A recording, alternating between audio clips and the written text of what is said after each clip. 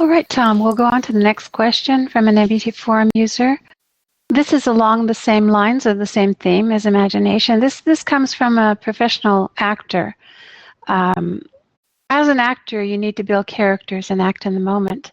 Acting is to act truthfully under imaginary circumstances. There are many acting methods and techniques, such as emotional memory, focus on intention of the character, and let the ego go and be the character. I see the value in the acting process to use MBT as a method, as make a method as good and simple as possible using MBT. For example, to build a character and get information of the character in a meditative state.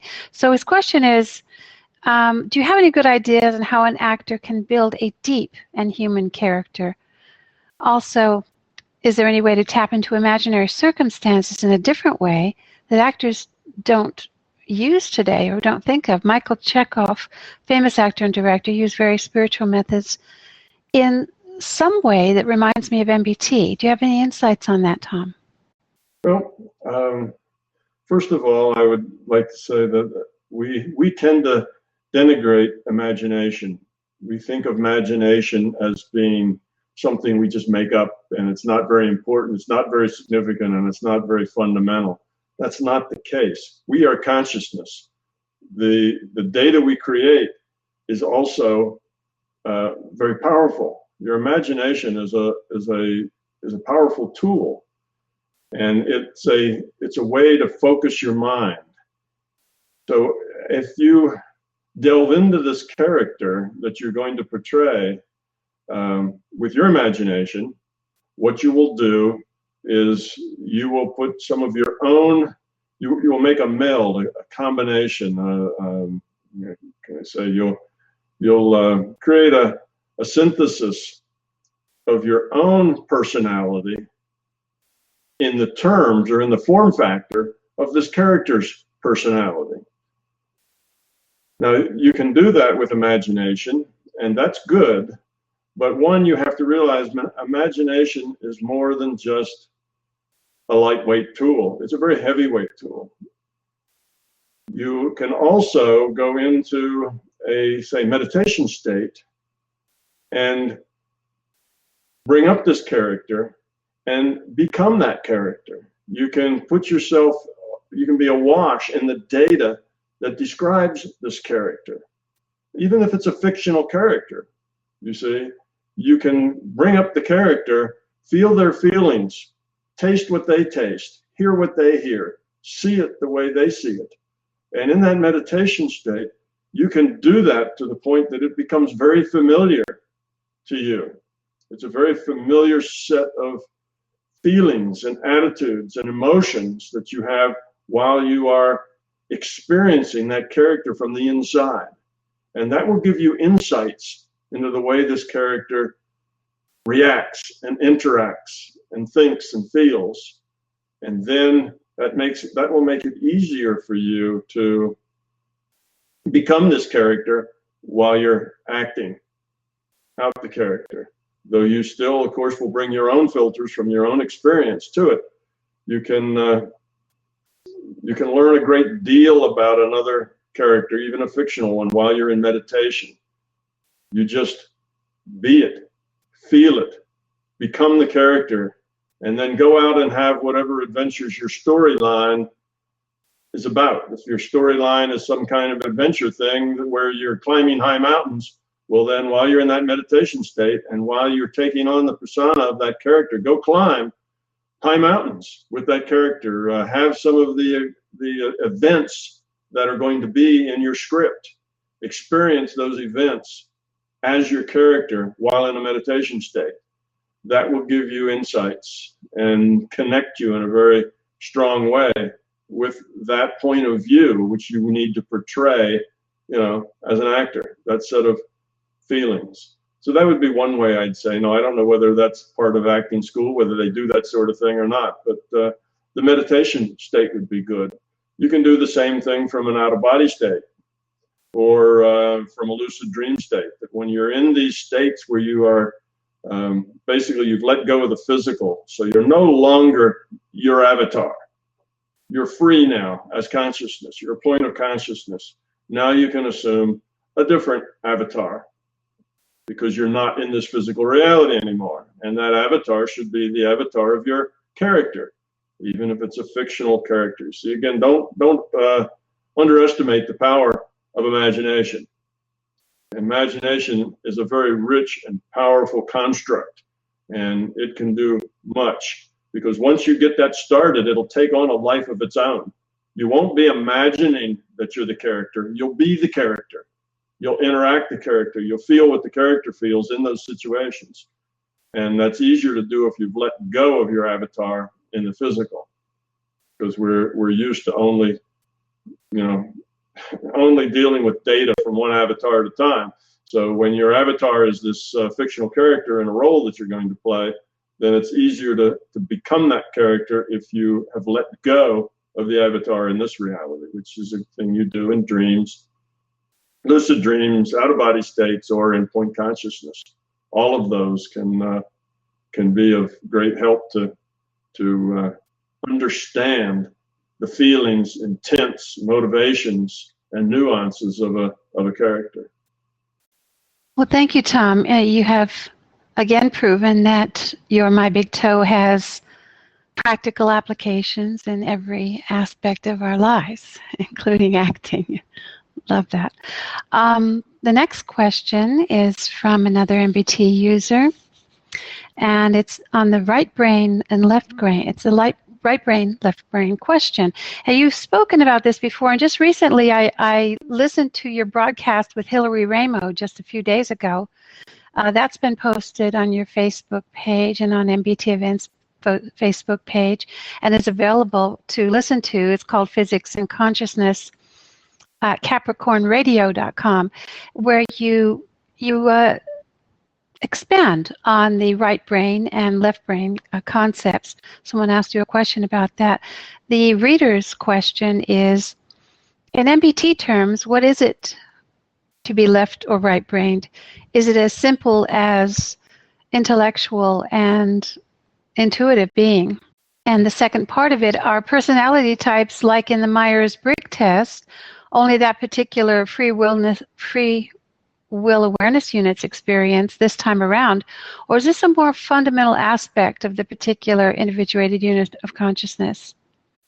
I hope that's clear. I don't know how. Okay, how well, there's kind of a hodgepodge of 2 or 3 or 4 questions all kind of wadded up in there together.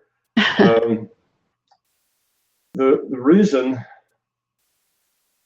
well, let's make it different.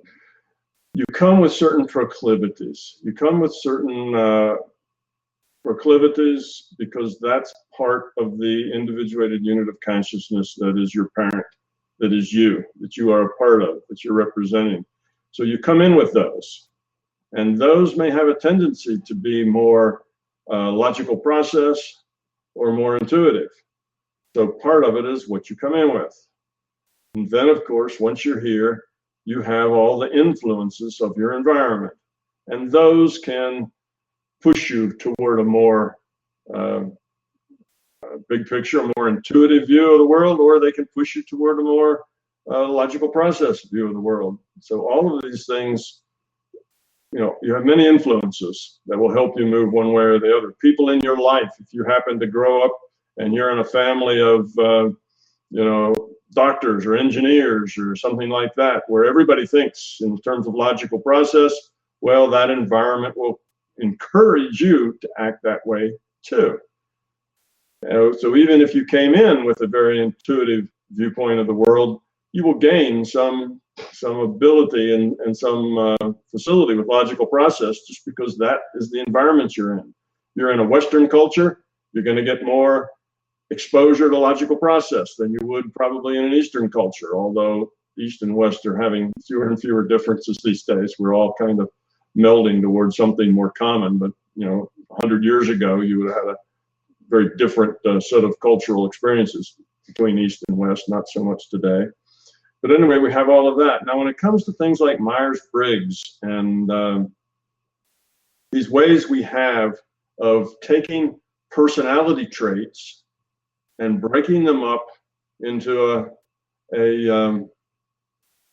kind of a small set of different types. Okay, Myers-Briggs, I have to think, there's what, 4 letters, and each one can have certain meanings, and you can take those 4 letters and put them together in any order, so you can do the math and come up with how many different types does Myers-Briggs, speak to. It speaks to some, it's a really small number. It's not like, hundreds of different types of personalities. It comes out with, like 20 or 16 or 30 or some number that's less than 100, I guess, with the numbers that it works with. So it's a relatively small grouping, and it does seem to connect pretty accurately with a lot of people.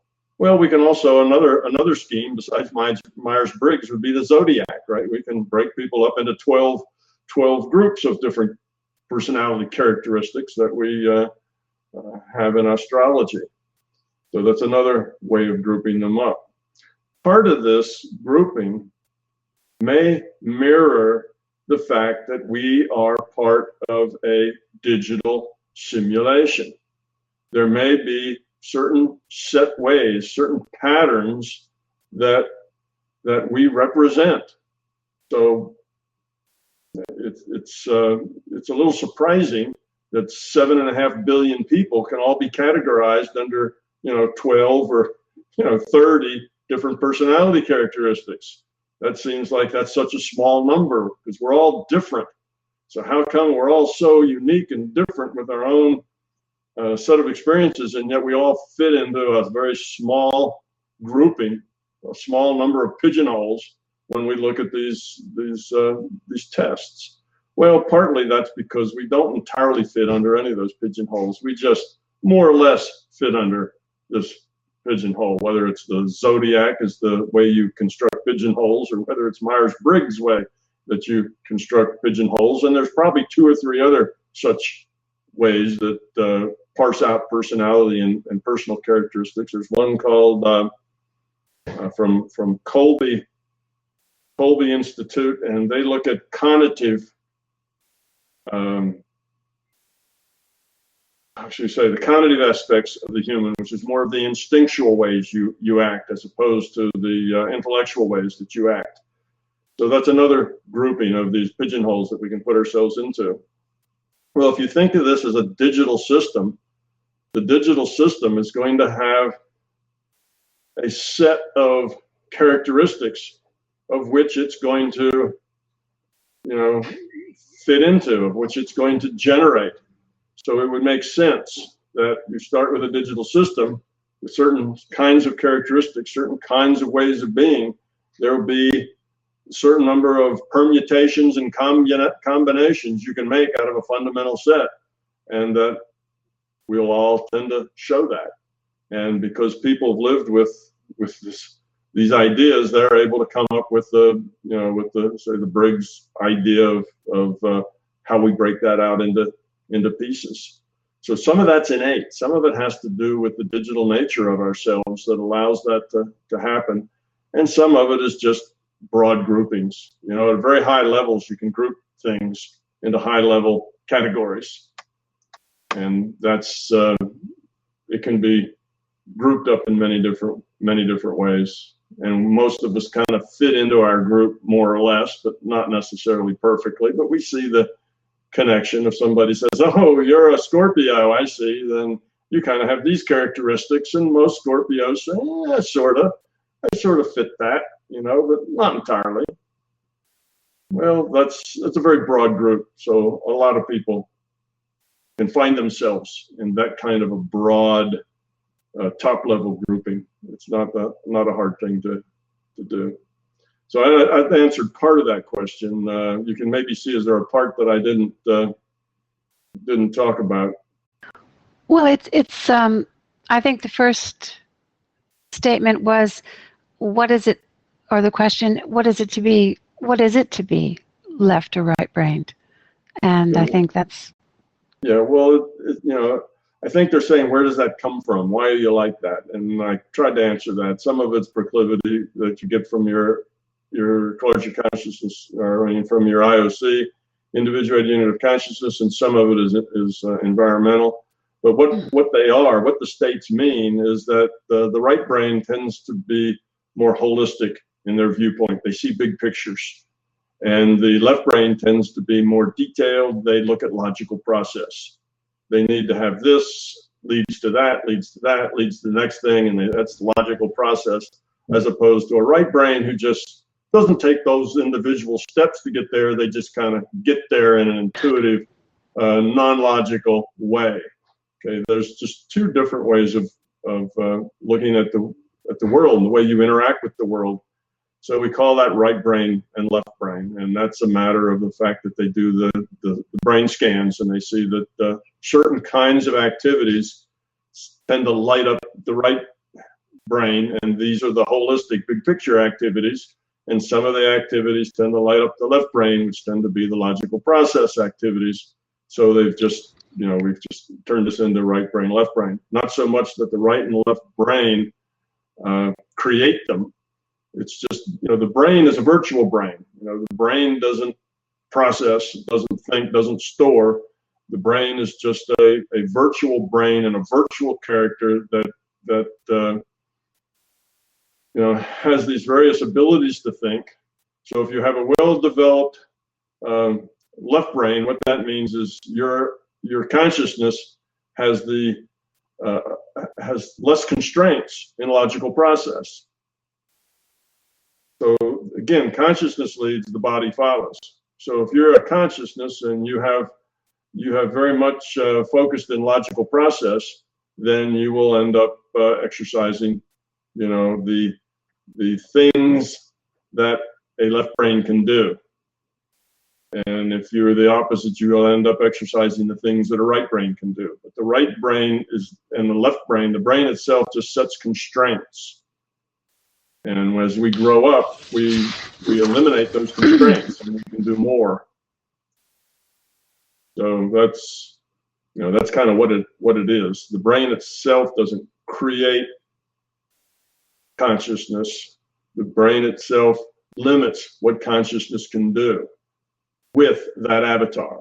So if you happen to be born with a brain that has defective brain chemistry, then that's just an extra constraint on the consciousness that has to work with that avatar. They have to work with an avatar that has dysfunctional brain chemistry. Okay, or if you have an avatar that only has one arm, then the consciousness has to work with that avatar with one arm. It adds constraints to what that consciousness can do with that avatar. So the physical brain just adds constraints, just like the physical body. It adds and takes away constraints of what the consciousness can do with that body. But consciousness leads and body follows, which means the consciousness wants to do more. So the consciousness tends to be a left brain as it came in, but wants to develop more of its right brain. Well, it can do that. It can lead, and that right brain can develop within the limits of the rule set to eliminate those constraints, to give it less constraints for the right brain. So the conscious leads, the body will follow as best it can within the rule set to go where the consciousness wants to go, to do what the conscious wants to do. Depends on the uncertainty and the nature of the constraint that it can make changes. So if you're born with one arm, then the consciousness may want that second arm, but it's not going to grow one because the rule set doesn't support people growing new arms, you see, if they don't have one. So the rule set doesn't support it, then it's going to have to deal with the constraint. But the rule set does support people being right brain and people being left brained. And even if you have a little dysfunctional brain chemistry, there's a lot of uncertainty with things like that, as opposed to not having an arm. There's no uncertainty there. There's a lot of uncertainty with what's going on in your brain chemistry. So that's something that you can affect more easily with your intent. All right, Tom. Thank you for that. I think that covered the question well. Speaking of physical brain and non-physical components, Oliver's question is very interesting. What is your take on Tourette syndrome? Is it primarily caused by problems with the physical brain, or is there a spiritual component to it? And what advice would you give to someone with Tourette syndrome who asked you for help to overcome his tics. Okay, now for those that don't know what Tourette's syndrome is, someone with Tourette's has a propensity to have facial tics, little spasms, and they also have a tendency to just blurt things out sometimes, a phrase or words or an expletive, a swear word, whatever. They just inappropriately just, they just blurt it out. Not because they really intended to do that. It just seems to pop out of them without their control. Okay, that's what, that's kind of give you an idea of what Tourette syndrome is. It's kind of involuntary ticking and voicing of things that then, of course, seem very inappropriate to other people. There's no reason why your face should screw up like that. There's no reason why you should have shouted that word or said that thing in the middle of that conversation. It seems out of place. And yes, there is some brain chemistry involved in that. That is rule set, some constraints. That the rule set is allowing those constraints. They're within the rule set, but they are dysfunctional brain chemistry. And some part of that is also the fear within the consciousness, and those two feed on each other. So as you start out with some brain chemistry issues and it creates, say, a problem with you, that problem, then you feel like you're not acting appropriately, or you're not feeling appropriately, or not thinking appropriately. And as you feel that inappropriateness, it causes fear. And as that fear builds, well, of course it does, it creates more inappropriateness. And the more inappropriateness you experience, the more fear you have. So there is a consciousness component as well as the physiological component, which is a constraint. So the brain chemistry is not quite right. And of course, that's just a probability thing. Your biochemistry has lots of very detailed processes that has to go through to develop into a normal set of brain chemistry. And anywhere along the line, something could go wrong. In other words, it's a very statistical, very probabilistic process. That's why we have such variation, because there's so much possibility that's involved in the rule set here in creating an avatar, that the avatar can come out in a million different ways. That's why we're all very different and unique as individuals. So all of that probability can express itself in a myriad of ways, and having some brain chemistry issues is just one of the ways that those possibilities can come out. So then once you have that, the problem is that it then tends to, in some people, kind of get in a downward spiral, because that creates the problem. The fear gets going, which creates more of a problem, which creates more fear, and it ends up that it's a two-pronged thing. So in order to get rid of it, you need to work both parts of it. You need to help change the brain chemistry, which is actually easier to change than something like only having one arm. You can change brain chemistry with intent.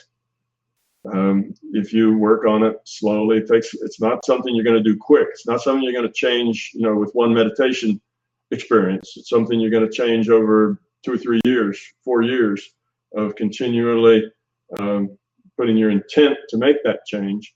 But at the same time, you need to change yourself at the spiritual level, at the consciousness level, to let go of the fear, to accept what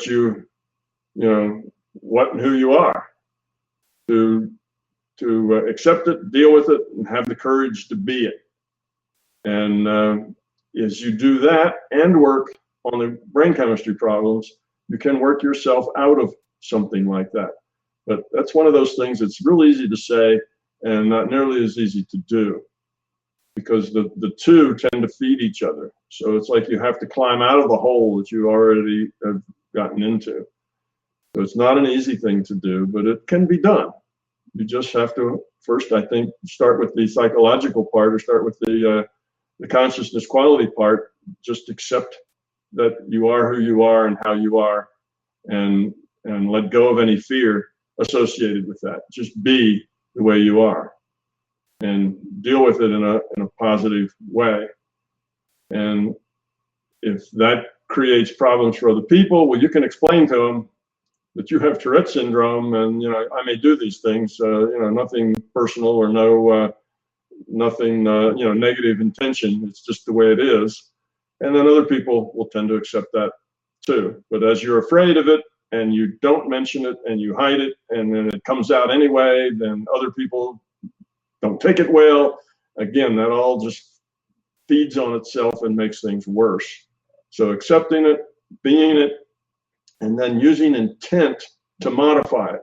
So when you feel that sort of thing coming on, learn to feel that sort of a Tourette's event is beginning to happen.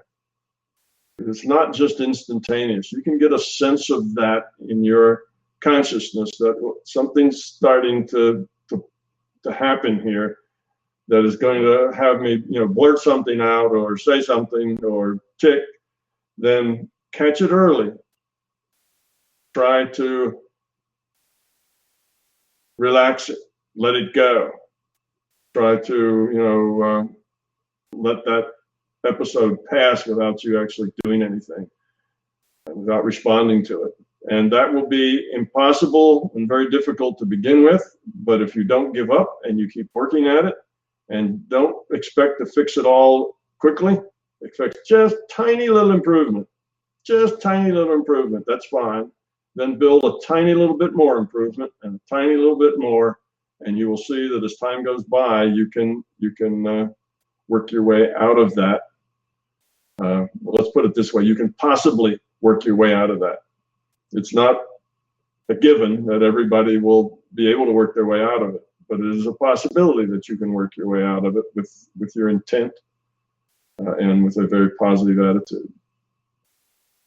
And if you have friends and other people who would also want to work on that with you, then that will help too, or family or whatever. Let them put some positive energy into that, removing that constraint from your avatar. And all together, it will add up to more than if you're just doing it yourself, but you are the one that's most powerful changer of your own system. Other people can nudge you, but you have to be the one that actually does the work. Is that good enough, Oliver? Does that give you kind of the answer to what you wanted? Sure, absolutely. All right, Tom, we'll go on to the next question from Paul from the MBT forum. I've been out of body several times, but I never really left PMR awareness altogether. I can hold point consciousness for several seconds when meditating and hold it off and on, but it is interspersed with thoughts and pictures. I know that I actually live in non-physical matter reality and physical matter reality simultaneous and operate that way about 90% of the time, unless I choose to devote more heavily to one or the other reality due to circumstances at hand. My question is, what is being in NPMR 100% like? I don't really know how to answer that one. It's like being 100% in NPMR. It's hard to describe it in any other ways. It's just that you are totally there. You're not aware of your physical existence at all.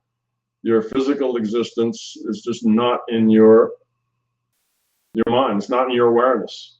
So it's when you put 100% of your awareness, 100% of your awareness is now in other reality system other than this physical reality system.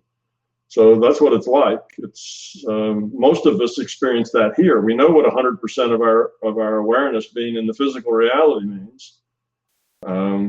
We're just all here. Every bit of our awareness is in this reality frame. That's a common experience. Well, let's not. When we say all, let's talk about. Let's not be quite as absolute. Let's just say that most of the time, most of us are at least 99.99% here. Well, there are times that you can be 99.999% there in the non-physical. Now, we don't want to argue about that 0.0001, percent that might be in the other place. That becomes insignificant. So maybe that will help you. It's not necessarily that you have to be absolute. It's just that it's the great majority of you is one place or the other. I think that's what we mean. Once we get past the 99.9, we probably call that 100%, whether it really is or not. If you want to get down to splitting hairs, there may not be really 100%. There may always be a little tiny sliver of you someplace else other than the reality that most of you are in. So it's it's a pretty obvious thing.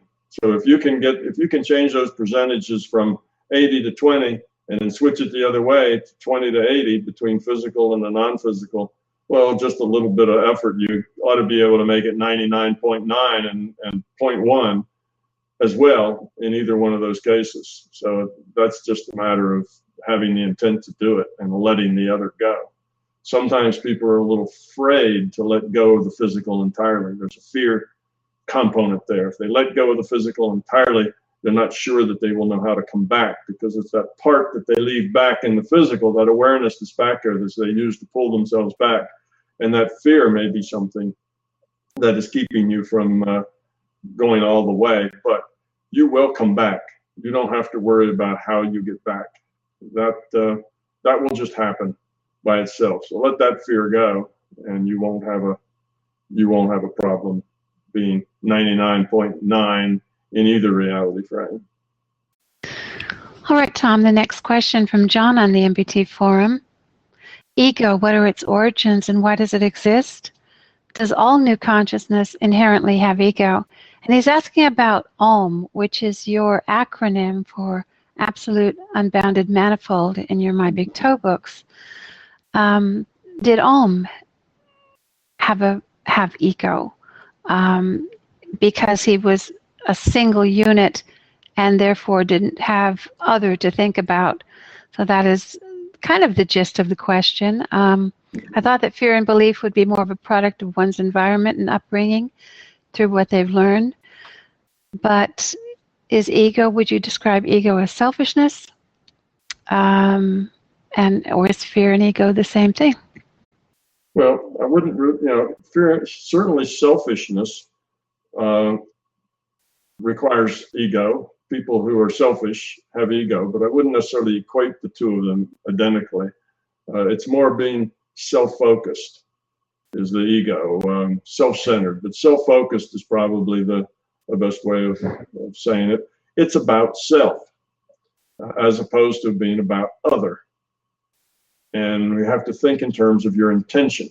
What is your intent? What is behind your actions or your thoughts or your feelings? Are they about self or are they about other? Now, we can confuse ourselves there because we can say that, I want my children to grow up to be doctors. All my children need to be doctors because doctors make a lot of money and they have a lot of respect in the community, and that's what I want for my child. Therefore, my child needs to be a doctor.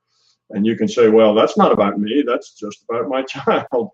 But that's probably not the case. You see, that's really about you and what you want for your child, and you are at the focus of that. So don't think that that's about other and that's not ego. That would sound to me to be more about ego, what you want for that child, not necessarily what the child wants to be or do or become. So that is an ego. So we can get a little, we can be tricked by what we think is about other sometimes when it's really about ourselves. So where does ego come from? Why does it exist? Well, you can think of the idea of consciousness evolving. And when consciousness was not very evolved, and that would take us back to the AUO, the very before AUM in my book acronym terminology. That's when consciousness first evolved into an awareness that we would call conscious. I'm sure there was a lot about self in there, and it was hard to be about other since everything was self. But to evolve, it had to decrease entropy. And it found that in order to decrease entropy more effectively, it needed to break into pieces. And these pieces need to cooperate and care about each other. Otherwise, it was a high entropy relationship rather than a low entropy relationship. So basically, just the concept of evolution toward lower entropy states, okay, was an evolution toward letting go of ego and becoming more focused with your intent on on cooperation. Because now we have a social system, and the social system is optimized by people caring about each other. The social system is, you know, what the other word would be, anti-optimized, is not optimized by people caring just about themselves and the hell with everybody else. You know, it's all about me and what I can get. That does not optimize the social situation. That does the opposite. So the consciousness did indeed have a lot of ego and had to grow up, had to lower its entropy. And we start with an individuated unit of consciousness that creates a partition for a free will awareness unit to interact with an avatar. And we bring with that whatever amount of fear and ego and belief. We don't bring the individual and specific fears and ego expressions and beliefs of that entity, but we bring along the proclivity, we bring along the potential for the fear, ego, and belief from that IUOC. Now, what we make of it, how we construe it, how we build it specifically has to do with our experience and interaction here with our new avatar, you see. But we come in with a certain potential proclivity toward those things, to be more fearful or less fearful, or more self-centered or less self-centered. We can come in with that, but then how we individually express that with our avatar or through our avatar depends on the avatar and the avatar situation and all sorts of other things. So ego is a product of fear. If you can get rid of all your fear, well, then all your ego's gone as well. And probably all of your belief will be gone as well too, since most of that is also fear-based. So yes, the AUO, the prototype of consciousness, that was one thing, did have to learn to focus upon other. And as it learned that, it evolved, you see. So yes, we come from a consciousness that was very self-focused originally, because it was just one thing. And now we have to evolve beyond that. So that's what we're doing. And we do come in with a certain amount of proclivity and potential for fear and ego and belief. And our job is to reduce that potential for fear, ego, and belief. And as we reduce it, it's reduced in our individual unit of consciousness, which means the next avatar with the next free will awareness unit is going to attach to the next avatar will come with a little less proclivity and potential for fear, ego, and belief. And that's how we grow up. Tom, our last question is from John from the MBT Forum. It's on intellect and operating from out of intellect and operating at the being level. How does that work throughout the whole larger consciousness system? And are we given a set amount of intellect when we enter into this virtual reality? If we operated at being level, would this virtual reality run better? Do we need certain amounts of intellect to offset the being level in order to function in a virtual reality for certain tasks? Okay, I hear a confusion here. Let me address that first, and then you can bring up the rest of the question. Mm-hmm. We have a thinking pattern here, and a lot of people get this idea, is that the being level doesn't have an intellect, and the intellect doesn't have a being level. That these are two separate things that we have. We have this intellectual level and we have this being level. And if you're all being level, then you don't have a mind, you don't think. And if you're an intellect, then you don't have, you're all intellect, you're just all process out of your head, and you're totally out of touch with your emotions and your intuitive side and so on, because you're just an intellect. But it's not like that. You see, you start as a potential, okay, and your potential is a free will awareness unit, and you attach to an avatar, and that avatar is maybe a not yet born, or maybe a newborn, or whatever. And after that, you get to express this potential of yours in terms of your experience that you have as an avatar. So you don't come in with a blank slate, as psychologists sometimes believe. You come in with a slate fully written on with your potential from your, that your avatar gets from its individuated unit of consciousness. But what you make of that potential has to do with the choices you make, which has to do with your environment, which has to do with the choices you have to make. What choices are presented to you, and then the choices that you make. And as you make those choices, then you change. You start to exercise that potential, and that potential starts to become expressed in very specific ways, which is the way your personality then kind of grows as you experience your existence through this avatar. Okay, now let's start now from an opposite end. If you get rid of your fear altogether, and you have no fear, so then your ego is gone, and you have no ego, and you have no beliefs, then what you are at the core, we say, is just your being level. You exist at the being level, but that being level has an intellectual component.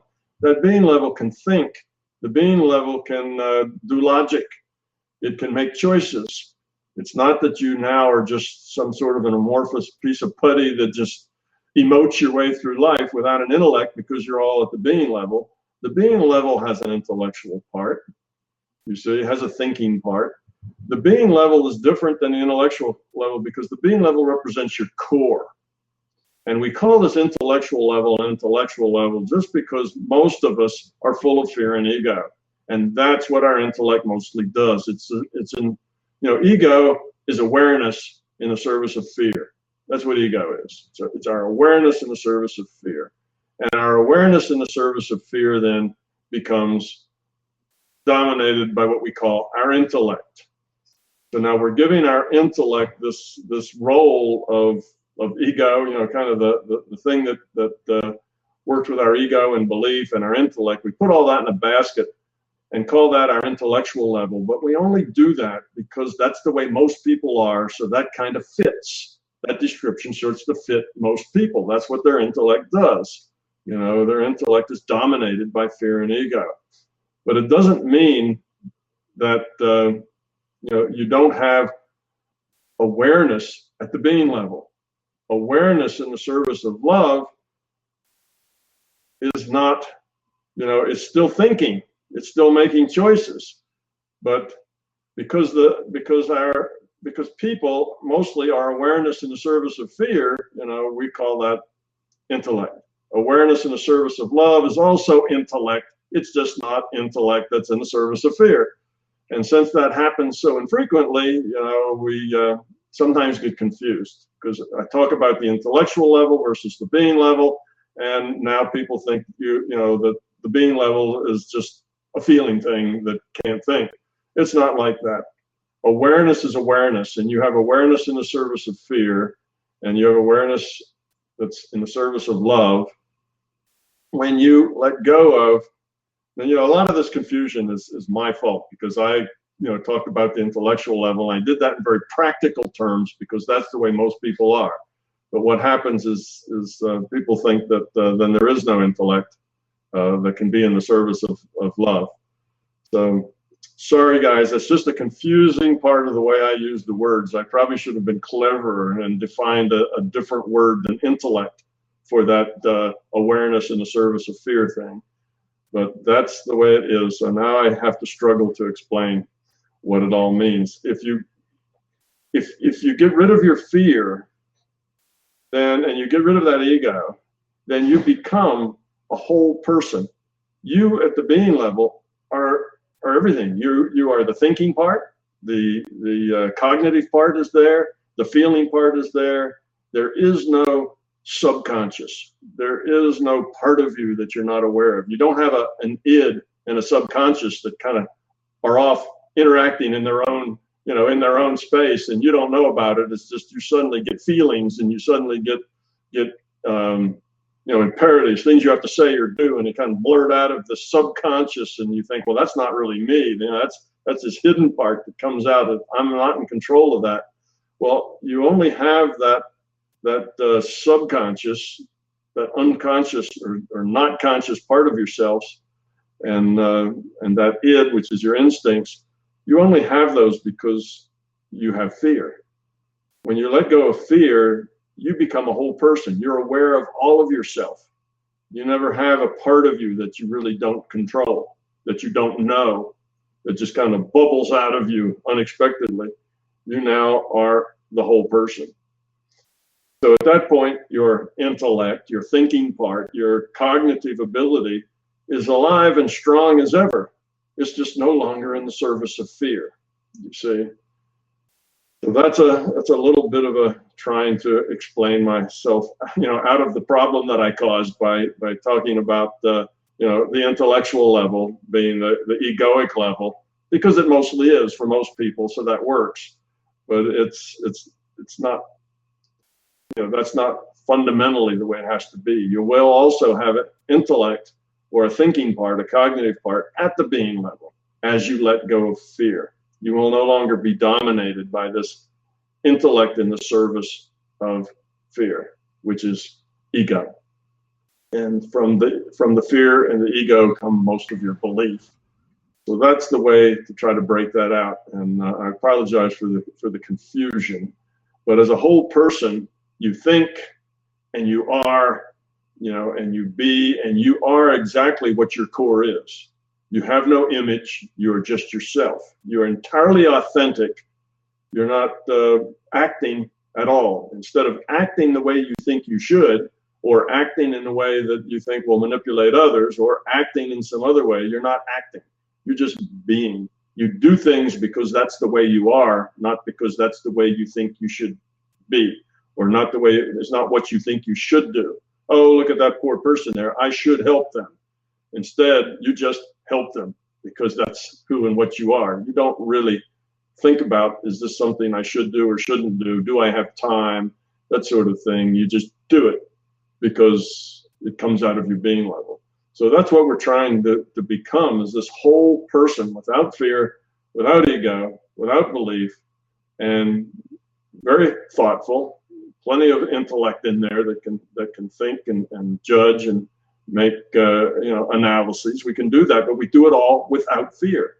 So see, there's nothing wrong with analysis. There's nothing wrong with judging a situation. It's doing that out of fear is what creates the problem. We have to make judgments. We have to decide. There's always choices to make, and when we make those choices, we need to do some analysis, and we need to make judgments in order to make choices, to make good choices. But if we do that without fear, then all of that works really well. But if we do that in fear, then it just causes us misery and difficulty, and we're constantly struggling with the problems that we create for ourselves. So hopefully that will help. Now go on with the last part of that question that I interrupted you with that said, maybe the rest of it will have a little different context. Well, the last part of the question, do we need certain amounts of intellect to offset the being level in order to function in virtual reality for certain tasks? But I think you've answered that. No, yeah, see, that's two separate things. Yeah, the being level has all the intellect it needs, because yes, you do need both. You need to consider. You need logical process. You have to have that as well. If you can think about the intellect and the intellectual level being on one hand, and we'll associate that with left brain, say, and the intuitive level and the holistic level, and we'll associate that with right brain. Well, what you need is a right brain and a left brain, two sides of this thing, and they need to work together, just like a left arm and a right arm, a left hand and a right hand work together. Most of the things you do you do with the cooperation of your right hand and your left hand, because the two, to reach out and grab or pull or do anything, you use both hands, you see, and they're coordinated. They work together. They help each other. And it's the same way with your left brain, right brain, or with your logical process and your big picture thinking. Those need to all be integrated into one being. And you end up then at the being level without the fear, without the ego, and you're both right brain and left brain at the same time. And it's not that those two struggle for dominance, is that those two are like a right hand and a left hand. They work together so that you can do logical process when you need to do logical process, like where did I leave my car keys? You know, where are my glasses? How do I get from point A to point B? You know, what's the most effective way to do my taxes? You know, there's lots of things where logical process is necessary. You cannot intuit your way through the taxes. You have to fill out forms and put information on a spot, and it's got to be right, you know, otherwise you have liability. So you need this kind of logical processing, and you need big pictures. You just need those to work together as a whole, as a single whole thing, and not be fragmented. So the way you do that is by getting rid of the fear. So yes, the two are both necessary. Without logical process, then you're just kind of floating through life and you don't know which way to go. You're just kind of wandering about. With logical process, you can have direction. But if you have too much of either one of those and not enough of the opposite, you tend to be a little lost. So you can be very right-brained and no left brain, and people call you an airhead, and somebody has to tell you when to come in out of the rain, and you know when it's time to go home, because you don't do that kind of left brain, you know, calculation. Otherwise, you're very left brain, and somebody needs to you know, teach you how to interact with other people, you know, and how to see bigger pictures and not just be so focused in on the little picture that interests you. So being just dominant one or the other is not as good as having both work together. That's really the whole model there. It's not this intellect is just the bad part. The intellect is a good part. And even when we have a lot of our intellect dedicated to ego and fear, there's still some of our intellect dedicated to love and caring and cooperation. We're not all one-sided or the other. Most of us are a mixture. Part of us is about other and about love, and part of us is about ourselves and about ego and about fear. It's just trying to make more of us, you see, about not having fear, and more of us into a whole thinking, feeling, authentic being.